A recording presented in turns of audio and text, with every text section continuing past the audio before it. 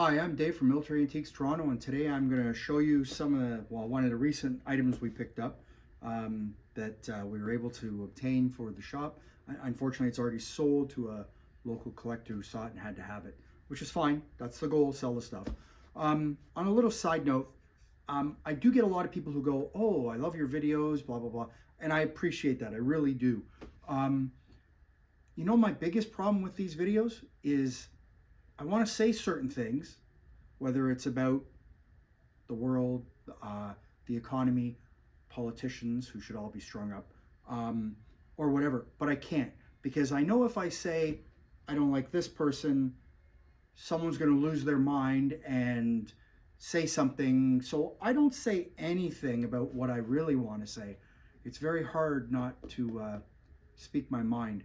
So sometimes I'm not smiling or whatever, because I have an issue not saying anything. So I'm really trying to keep my mouth shut, because it's just going to start a fight with one side or the other, whether you believe in Justin's party or believe in Poilievre's party or believe in Donald Trump's party or whoever the other side is in America. I honestly don't know the answer to that, meaning the leader. I know who the other side is. I just don't know who the leader is. I shake my head. The world's gone crazy, and you should be a good Boy Scout and remember what their motto is and go with that. Remember that. I'm not saying anything else about what I want to say, but remember that. Just be a good Boy Scout and think about what their motto is and just be ready for anything. Anyways, so this is some of the items I picked up, and it's pretty cool actually, and actually kind of rare. So what? It's a red bag, right? Well, you're right, it is, but it's also not just a red bag. It's a red suit bag. So what, right? Great. Except that's a Snowbirds Canadian Air Demonstration Team 431 Squadron bag. And yeah, it doesn't say that on it, but it came with the rest of the kit. Not all of it, but some of it. And like, I'm missing the helmet, unfortunately, which I understand went to some grandson or other, which means it's in the wind and you'll probably never see it. But that's cool, because it never ended up at the museum that this came from. So, but that's very cool. It's not named, but it is specifically Snowbirds, so that's kind of cool. Before I get to that stuff, this has to be ultra rare. I've never seen it. I didn't know it existed. It's in Japanese. Look, it even says Japanese, and the vapors are playing in the background, if you know what I'm talking about. So, Japanese video, it's rolling in the sky, Snowbirds, VHS, yes, VHS. And it has the owner's business card in. Oh, wait, and they are named on the flight suits. Oh, wait, and the logbook. Hey, that's cool, right? So, part 1 and 2. That's neat. Not something you find every day. It went with the lot, though, so I'm not separating it. Mind you, it's a VHS tape. You might have a VHS player. I know my mother-in-law had a VHS player. Well, I did too at one time, but meaning still have one. So, but whatever. What are you going to play it on? I guess you have to get it converted or buy a VHS player, whatever. And then you have to know how to use it and program it. And the only people who know how to program it are people my age, because kids these days can do the computers and everything else, but they can't program a VHS tape, or VCR, sorry. Snowbirds glass plaque for number 11. Oh wait, number 11. And it has his name on, Captain Eric Dumont, and it says 85, 86, 87. There's a bunch of other plaques that came with this. I didn't bring them out to put in the video, truthfully, because I felt that the logbook was more important to show. So, because that's something you just don't find. And you'll understand why when I get to it. So there's a nice glass plaque, which I'll put over here before I drop it and break it. Snowbirds flight suit. All the Snowbirds flight suits, whether they're blue for ground crew or red for the flight crew, are contracted and made in Moose Jaw, Saskatchewan. So, meaning specifically the embroidery on the names on the flight suits is done locally. The patches are added. The Canada is embroidered directly. I had the standing offer contract for the Snowbirds for all their patches, and that dropped after what, 15, 20 years now? Yeah, probably 20. It's been more than 20 years. But they went somewhere else, which is fine, whatever, it doesn't matter. But I supplied the Snowbirds under standing offer contract. In fact, you know what? I have this, if I can get it off the wall, as I pull it off the wall. There you go. Oops, hope I didn't break it. So they sent me this plaque for my old company. My original company was Sergeant Bilko Trading, because if you want anything, you ask Sergeant Bilko, right? If you're a fan of the Phil Silver Show. So this was 2005. I supplied their patches and then some. In fact, I was in a museum the other day, and the patch on his flight suit, it's 100 years of flight, if I remember correctly, came from me, and they're actually now hard to get. I was in a museum a couple months ago, and there was one on a flight suit, and for a Snowbirds flight suit, I'm like, hey, that's my patch. That's kind of cool. Anyways, back to this, which is important. So, they may have changed it slightly. Not really. They still buy the patches and then embroider them on. These are not the standard issue size Canadian flag. They are distinctly larger. They're not the new Canadian Army ones, which is a massive Velcro flag. These are bigger than the standard ones we used in the 80s and 90s, which is the little combat flag we had in color and in subdued. So that's kind of cool. So, and let's see. It has his name here in case he forgets who he is. And that's it. There should be no other tags in here, unlike the Canadian Forces flight suits, which do have size tags, etc. And the person would write their name on it. So there's that. Then we have this really nice blue flight jacket. I wouldn't wear it because I'm not in the Snowbirds, but it's a nice blue flight jacket, nice blue bomber. So again, the patch was added to it, and the name and number is embroidered on it. There's 12 positions.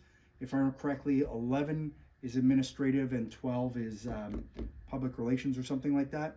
Off the top of my head, I'm sure someone's going to correct me on that.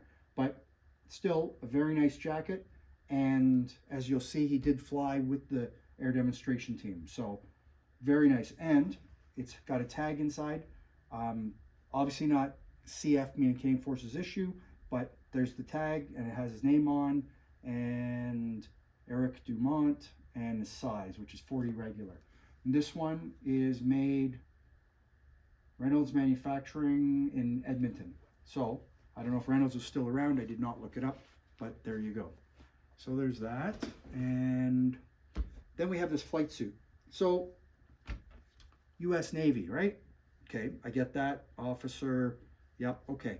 So why does he have a US Navy flight suit?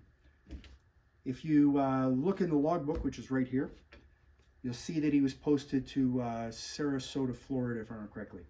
And obviously he was doing a tour with the US Navy and flying Orions and Auroras. So, instrument check pilot, he was obviously with Patrol Squadron 56 Dragons. It never had his name tag on, which is fine. All this is original to it. And flight safety patch. So, and as I said about a tag, there's the tag for it, and it's 40 long. And you know what? Nothing extra special about it, except that it was his. How do I know it's his? It came with it. It's not been added, obviously. It's the way I got it, so why bother adding to it? But some people do those things. Most importantly is the logbook. Now, if you've been paying attention, and you saw in my other videos, you'd see that I told you about stamps for squadrons, etc. in logbooks, which are important. You can always take a blank logbook if you felt so inclined to want to be dishonest and make it all up. I don't see the value in that, or that takes a lot of effort, truthfully, if you're going to do it properly. I can't be bothered, but I'm sure somebody has nothing to do with their time, nothing better to do with their time, and they will do that. Why bother? I don't know. And blank logbooks don't really turn up that often, but whatever, I guess. I don't know. You know what? I don't bother with them. Anyways, it's named on the front to him. It's named in dino tape on the spine there. It says Eric E. Dumont. A lot of the wartime ones you'll see named here and here and here, so that they obviously know it's not somebody else's. What's important here is that unlike the wartime ones, the last page is blank. It is not filled in like the wartime logbooks where it says where you've been posted and what aircraft you qualified on. This logbook is massive. It's all filled in, and inside is a picture. So there's number 11, Eric Dumont. There's the bone dome. I didn't get it. Sorry, can't help you. And there's his ground crew with his bone dome. Very cool. Not something you find every day, that's for sure. Not named on the back, but I know it's his because there's other paperwork, which I did not put in the video, to show you. So, I put these stickies in here so that you will know what I'm talking about when it comes to Squadron stamps. As you can see right there, 440 Training and Transport and Rescue Squadron, and it's dated August 79. So this is nice because it shows exactly who he was with, what he was flying, who he was flying with, etc. So there's one, and we go to the next one, which is 415 Squadron. And it says a bunch of again, different aircraft, CP-140. There you go. And this is 1982, as you can clearly see the dates right there. And where he's flying out of, operational training, pilot, and all the information. So that's nice. So then you go to the next and most important one to me, is that this is when he started with the Snowbirds. So there's no stamp on this page, but obviously he put this little sticky here so that, you know, he knew that where and when he started with them. So that was 1984. Obviously he was flying with Yogi Bear because it says Yogi, so Yogi Bear obviously. And hopefully they had a picnic basket. And he did a lot of hours. That's 3,300 hours. So you go on to, I purposely put another sticky in here so that you could see what I'm talking about. Look at the big stamp there for Snowbirds, and that's 1986, so he was still with them a few years later. So I personally think that's very cool, because not only does it show the aircraft he flew and the date, etc., which is you're supposed to have in there, where you went. This one went to Billings, Montana. This is the Moose Jaw, to Edmonton, Edmonton to Moose Jaw, because of course 431 is based out of Moose Jaw. Oh look, he went to Vegas, so I guess he was going gambling or drinking or whatever. But so that's very cool. But what's most important to me is that stamp, because that's very distinct for the Snowbirds. I haven't had a Snowbirds logbook before, truthfully, but I think it's very cool that that's in there. I don't think there was any other stamps to show you. He did a lot of hours, and that's putting it mildly. There's 4,058 hours here when it looks like he finished in August 87. And he's certainly getting around, CT-114. So I believe this is his last and final logbook of military flying. Military. He did go off and became a feeder airline pilot, and I understand he passed away in Hong Kong at the age of 44 or something like that, if I remember correctly. It's unfortunate. It is what happens. Some people pass away. We're all going there, so don't be thinking you're taking your stuff with you, because you're not. Anyways, I got to do a lot more videos, but there's not enough time. And I don't know where you are, but it's minus 30 here this morning when I got up to walk the dog. And it's bloody cold, and I'm not happy. So, but whatever. You live in Canada, it's cold. Get used to it. Suck it up, Buttercup. Thanks for looking. Follow me on YouTube, Facebook, Instagram. Check out my website, Military Antiques Toronto. We are listing 5 days a week. You know, we're putting more stuff up every day, and it's first come, first serve. Sorry, that's the way it works sometimes. So thanks for looking. Take care. Bye.